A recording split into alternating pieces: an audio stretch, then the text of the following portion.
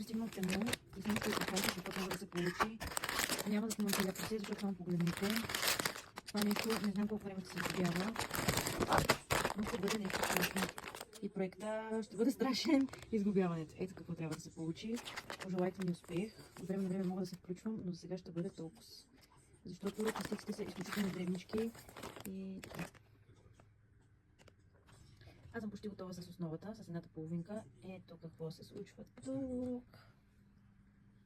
Това е резултатът след 4 часа непрекъснато сглобяване.